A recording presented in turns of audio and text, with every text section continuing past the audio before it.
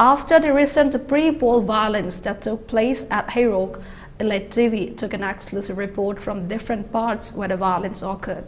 In view of the 12th Manipur Legislative Assembly election, pre-poll violence took place in different parts of the state, whereby the same took place in Heirok AC on the issue of parties flagging. The violence involved gun firing, trades, and many more, resulting to the disruption in normal lives and loss of properties.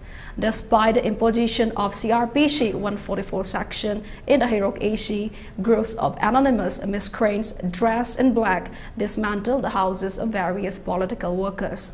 CRPF as well as Manipur personnel police were stationed to prevent from happening such kinds of incidents in the future. The owners of the houses who were dismantled by the miscreants expressed their resentment and disappointment on the incident.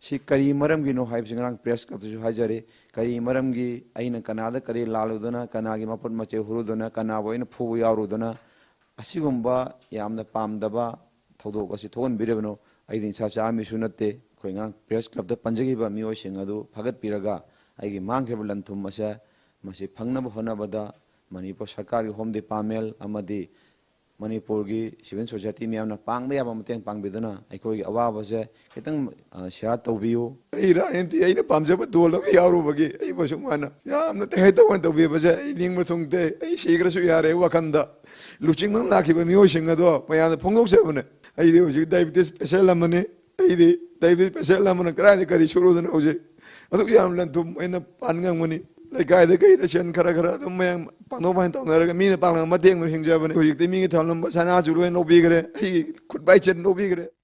Yumji quite have a little with 3 years, Simpson, but with 3 uni. Yamna, the Dana, why not about that like a Tawim? Manning the zoo, you get quite but no one character. I came in and I see you come among guys so far, like so far, but I look like a lot like a lay. So I did a kind of Ganupa, a boo and a mamma, Max, a boo uppe, going scarp to make it up. I do black set delay, I do Kunga black pencil and ma Lumaga saying a meal at a medic to make a high be moaned.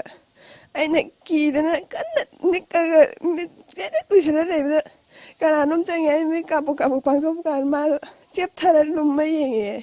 Cinema. I want to assume that we don't take. Mat who are the human who's in no time, so we left of the in our party. By later, my could tank a little later, Mamma sang up the living in my tongue. No, I have the my guy is into the 2 guy with a port key around the book. I don't care now.